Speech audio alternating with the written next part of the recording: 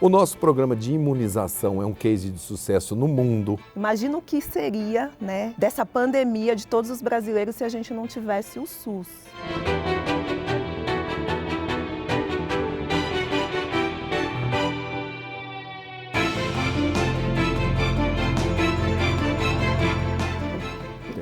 Boa tarde, prazer. Olha o SUS se encontrando aqui, né? Verdade. Quanta luta. Prazer, viu? Tenho acompanhado bastante o seu trabalho. Oi, Mandetta, tudo bem? Olá. Vamos te ver. Tudo bem? Prazer, Felipe. Prazer é meu. Olá, eu sou Luiz Felipe Dávila, cientista político e fundador do CLP, o Centro de Liderança Pública. E hoje nós estamos aqui para debater mais um assunto relevante do momento. Em parceria com o Estadão, está começando agora o Lado D.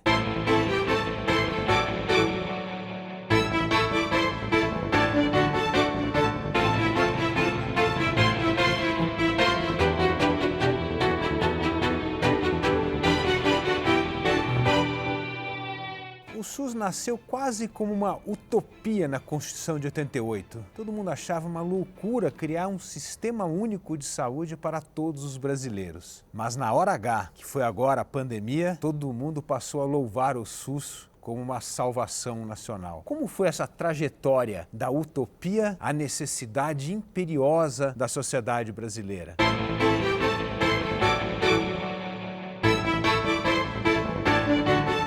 Para falar sobre o SUS, pandemia e o futuro do SUS, eu tenho dois convidados muito especiais. Thelma de Assis, médica e também campeã do Big Brother, que está sempre na linha de frente do combate agora à pandemia. Então o BBB 20 só pode ser seu. Ele tem que ser seu. Thelma. Parabéns, Thelma! E do meu outro lado, Luiz Henrique Mandetta, ex-ministro da Saúde, também médico e que esteve a cargo da concepção da política pública para combater a pandemia. Mas aquele cenário nos levava a uma percepção de um vírus de menor capacidade de transmissão. Parece que o vírus se demonstra muito competente para fazer a transmissão. Então esse é um diálogo muito importante dos formuladores de política pública com as pessoas na ponta, lutando para fazer a política pública salvar vidas na ponta. Então, muito obrigado pela participação de vocês aqui no Lado D. Thelma, você que está na ponta dessa crise da pandemia, me fala uma coisa, o que nós precisamos fazer para aprimorar o SUS, especialmente porque provavelmente vamos ter que enfrentar essa pandemia e outras pandemias? Exatamente. Eu trabalho há 10 anos, sou médica, tenho 10 anos de formação. Desses 10 anos, a maior parte da minha atuação, praticamente 90%, foi em hospitais do SUS. E o meu contato com o SUS, ele passou por todos os níveis de complexidade. Eu comecei atuando como médica da família, o programa de saúde da família, que eu acho que é de extrema importância, né, que é a base, né, onde a gente consegue fazer o diagnóstico, a prevenção de doenças, né, que vai otimizar muito a ponta, né, para não ali apertar muito o nível terciário. Passei pelo nível secundário, que são as AMAs, as UPAs, né, que ali você recebe pacientes de pequena, média e alta complexidade. Quando você chega na alta complexidade, você direciona para o nível terciário, que é o centro cirúrgico, que é o meu local de trabalho, onde eu hoje tenho minha zona de conforto graças à minha formação e atuação nesses 5 anos. Eu acho que utopia é todo brasileiro ter um plano de saúde diante de um país tão desigual. Eu acho que o SUS é a melhor saída, como você bem disse nessa introdução, vide essa pandemia. Imagina o que seria, né, dessa pandemia de todos os brasileiros se a gente não tivesse o SUS. E ainda assim a gente está tendo esse número expressivo de mortes. Mandetta, o SUS nasceu como uma utopia e hoje é uma realidade. Como você vê o SUS, o papel do SUS? O SUS é um desafio geracional, não é uma utopia. Os constituintes, em 88, vieram de uma conferência, né, da 8ª conferência, e fizeram essa proposta de colocar a saúde como conceito de seguridade social ampliada, num país que, à época, tinha uma inflação absurda, uma concentração de renda muito maior, uma base da pirâmide extremamente sem acesso, um país que tinha morte por desassistência, praticamente não tínhamos prevenção nenhuma, tínhamos experimentado uma epidemia de meningite aqui em São Paulo, que depois se espalhou, obrigou o país a reconhecer a sua deficiência em imunização. E começa, então, esse sistema a se estruturar. Ele tem 31 anos.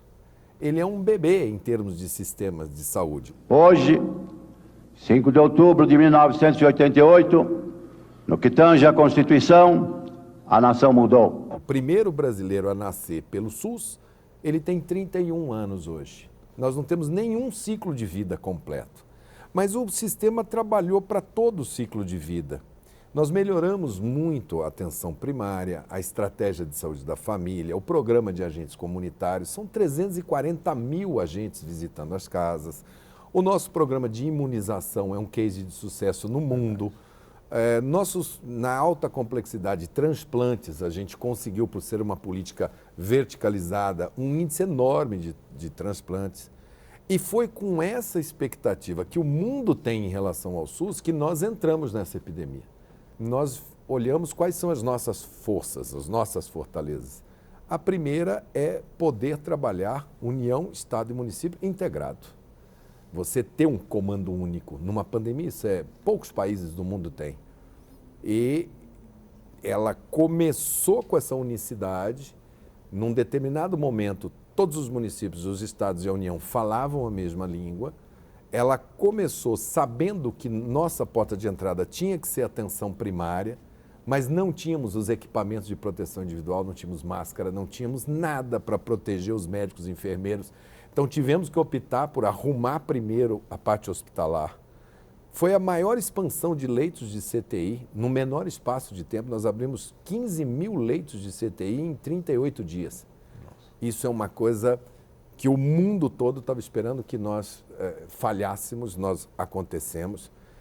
Para aquela chamada primeira onda, nós dimensionamos bem o oxigênio, dimensionamos bem os medicamentos, mas a troca de equipes fez com que a equipe que assumiu durante aquela primeira onda achasse que aquelas coisas aconteceram ao acaso.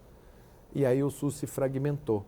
E aí a gente perdeu uma das fortalezas nossas, que é a unidade do sistema. O pacto federativo no SUS é muito bonito, porque ele nasce da reunião do Estado, município e União, uma vez ao mês. Infelizmente, depois a União saiu e ficou apontando o dedo, o governo federal, que os governadores e prefeitos estavam tomando atitudes que ele virou um crítico do sistema de saúde. Perguntas com respostas simplórias, eu gostaria até que não fossem feitas. Me perguntem coisas com profundidade, perguntem coisas com bastante profundidade. General, Vossa Excelência não vai dizer para a gente o que nós vamos perguntar ou não. Tá? Quem decide isso aqui são os senadores. Nós perdemos muito com essa desarticulação, mas o SUS sai, sem dúvida nenhuma, apropriado pela classe média brasileira, apropriado pela imprensa brasileira. Precisamos agora que o Congresso Nacional se aproprie dessa valência e organize melhor o financiamento desse sistema e que esse sistema apresente melhores condições de gestão, de controle do gasto, eficácia do gasto. Apesar da gente reconhecer, o SUS como uma grande vitória do país, a gente ter a possibilidade de ter um sistema gratuito, a gente debate muito pouco sobre como ele deveria estar estruturado. Então, eu acho importante a gente debater a saúde pública como um todo, porque a saúde pública está em vários aspectos, não é só o tratamento de uma doença quando a gente tem um problema de saúde. É a questão da vigilância sanitária, é a questão do programa de vacinação, e agora, durante essa pandemia, ficou mais claro do que nunca o quanto seria importante a gente ter discutido mais vezes sobre a valorização e financiamento do SUS, para a gente não chegar no momento de emergência sanitária como agora e se deparar com esse problema de falta de leitos, de falta de profissionais capacitados, por exemplo, para atender numa UTI, ou mesmo essas discussões de programa de vacinação, de vacina no sistema público, no sistema privado, e todas as entidades de saúde do mundo, por exemplo, defendem programas públicos de vacina, porque isso é uma questão de equidade. Então, acho que se essas discussões tivessem mais fossem mais comuns para a nossa população, a gente enfrentaria emergências sanitárias como essa da Covid de uma forma mais assertiva. E, infelizmente, a gente espera que essa pandemia acabe o mais rápido possível, principalmente por conta da vacinação, mas a gente não tem como garantir que a gente não vai viver nessa geração outras emergências sanitárias. Então, esse debate além de atuar, urgente para a gente se preparar para eventuais outros problemas. Então, você que passou por todas as fases do SUS, o que te impressionou mais na fase, por exemplo, primária, que é tão importante? Como é que é essa ideia do médico de família, que na verdade, o que todo mundo quer? Alguém que conhece o teu histórico. Sim, o programa de saúde da família, ele funciona muito bem, assim, na comunidade. Porque, como você falou, o agente de saúde, quando ele entra na casa da pessoa, ele acaba criando uma intimidade com aquela pessoa, né? Ele acaba reconhecendo quais são os pontos fracos daquela família.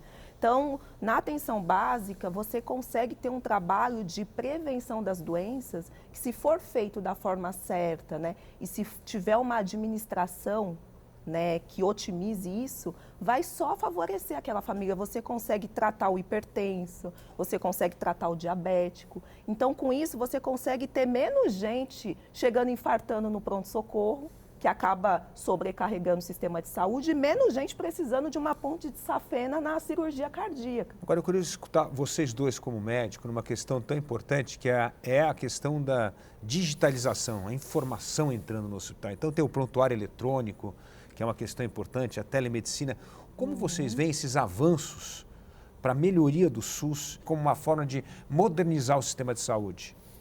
Olha, a informatização de saúde como um todo, ela vem a posteriori. A informatização, ela começa com bancos, começa na parte matemática.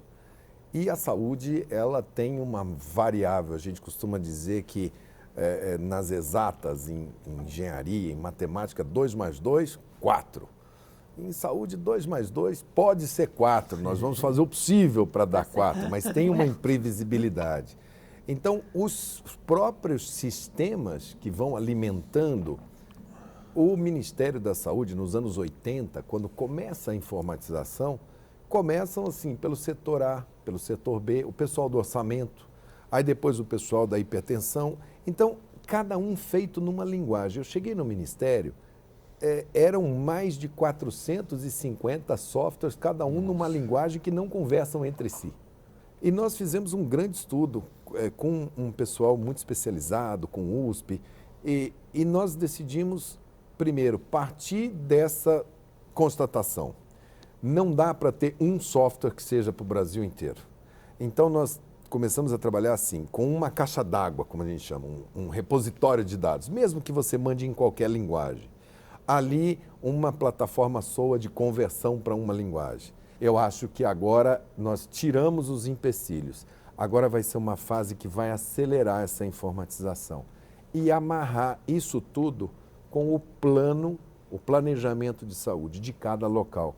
Isso vai ser a grande revolução da gestão do sistema de saúde. É essa grande caixa d'água aqui e do Ministério e dos Estados fazendo premiações, induzindo a que os planos de saúde sejam cada um deles, o do idoso, o da mulher, o do climatério, o do pré-natal, da criança, da vacina, do adolescente. Os programas são maravilhosos, né? E eu acho que esse vai ser o grande futuro do sistema. A gestão clínica, é ali que a gente pode ter o maior ganho financeiro e de saúde do Brasil através da gestão da informação.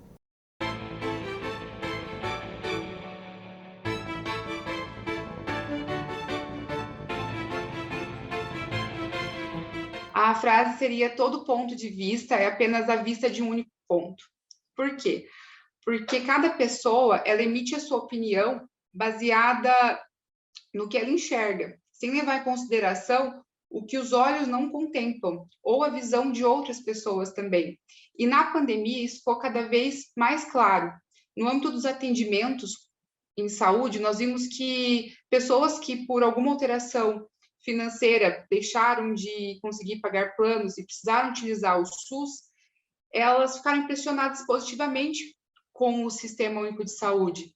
E a única coisa que a gente sabe do futuro é que ele vai ser diferente. As pessoas vão enxergar o nosso sistema único de saúde de maneira diferente, vão dar mais importância, porque talvez a solução está aqui dentro do Brasil mesmo, não lá fora.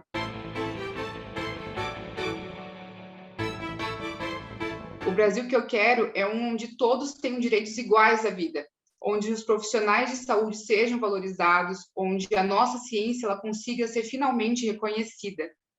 E esse Brasil que eu quero não é impossível, né? É um país onde os princípios básicos do SUS, como universalidade, integralidade e equidade, eles sejam efetivamente aplicados. E em alguns lugares nós conseguimos com que isso seja mais expressivo, porém nós temos o viés, né, que é a parte administrativa, que acaba interferindo um pouco. Mas na pandemia a gente consegue ver que esses princípios são extremamente importantes e que sem eles, sem o SUS, o caos que a gente viveu seria muito maior, as vítimas seriam muito maiores. Thelma, pensando sempre, se você tivesse o WhatsApp do ministro Mandetta na época e você estivesse lá em Manaus na linha de frente, e você ia ter que mandar para ele assim, olha, na linha de frente o que a gente mais precisa é A, B e C. É interessante isso assim, isso aqui é do ponto de vista de política pública, mas na ponta, o que a gente precisa fazer para melhorar o SUS? Uma coisa que eu percebi é que falta um protocolo. Acho que depois de um ano, entendeu? Um protocolo para poder padronizar o atendimento, porque os intensivistas, infelizmente, a gente precisava ter muito mais, né? Intensivistas. Então, o que a gente vê são várias especialidades médicas indo para a linha de frente, indo para a UTI. Eu acho que esses profissionais, eles atuariam com muito mais confiança e respaldo diante de um vírus que é tão imprevisível, né? A gente acaba aprendendo muito ali na prática, entendeu? As coagulopatias, né? O paciente, ele faz muito distúrbio de coagulação e isso também foi sendo descoberto, né? Junto com a história natural da doença. Então, a gente tem gente pesquisando e a gente tem gente vendo coisa no dia a dia e na prática, entendeu? Se você tem um protocolo a seguir, você diminui, entendeu? Esses braços de cada um faz o que acha melhor, não é? A gente está diante de uma doença muito difícil de ser manejada. Então, não dá para fazer o que acha melhor. Mandetta, até traz um ponto que eu acho muito legal aqui. Como é que a gente aproveita uma crise para aprender? Existe esse diálogo ou está faltando uma ponte aqui entre a prática e a ponta para melhorar a qualidade da política pública? Os protocolos, as notas técnicas, elas nascem do Ministério da Saúde. A ele é a competência de coordenar, orientar, monitorar. Então, isso que eles sentem na ponta e sentiram, acho que essa crise de Manaus foi aonde ficou mais aberto a incompetência basicamente federal e depois estadual, porque o Estado também não se organizou. Os municípios tiveram eleições para prefeito, mudaram os secretários municipais, não sabiam nem onde que eles estavam em janeiro, prefeitos 0 quilômetros entraram ali. Então, mais do que nunca, o Estado e a União tinham que entender que, olha, o município vai demorar até ele... Eu não posso pegar ele no dia 1º de janeiro e falar o que você vai amanhã de manhã. Eles não tiveram nem período de transição. O drama foi tamanho. A Thelma chegou lá um pouco depois... uma semana, 2 semanas depois da parte mais crítica, mas ainda pegou o ajuste do oxigênio. Uhum. Eu não vejo morte boa ou morte ruim.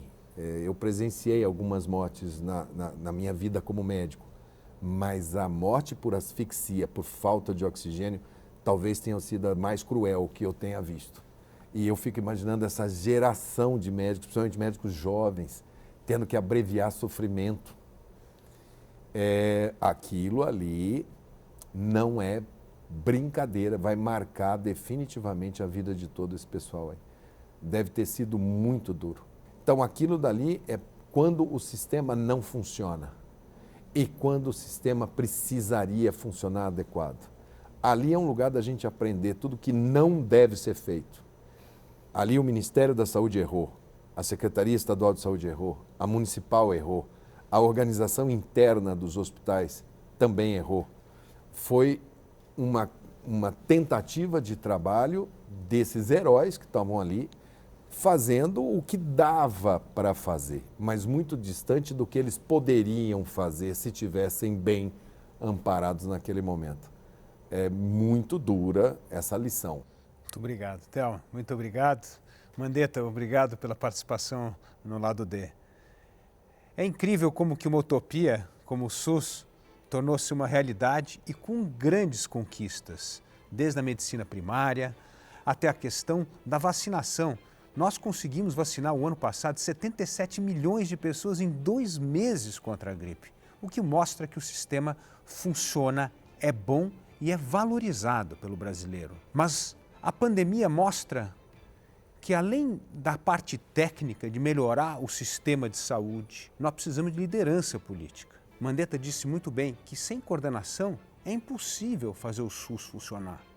Mas para coordenação precisa de outras coisas, como a Thelma bem disse, precisa de regras, protocolo. Tudo isso foi um enorme aprendizado muito dolorido para milhares de brasileiros. As grandes reformas políticas do Brasil só ocorrem quando a sociedade compra a causa. É aí que nós temos o espírito cívico pressionando o poder público para fazer as reformas que o Brasil precisa. Portanto, o SUS é não só fonte de esperança para o futuro, mas, acima de tudo, um direito brasileiro, um dever do Estado que não pode ser mais submetido a uma única doença, a irresponsabilidade política.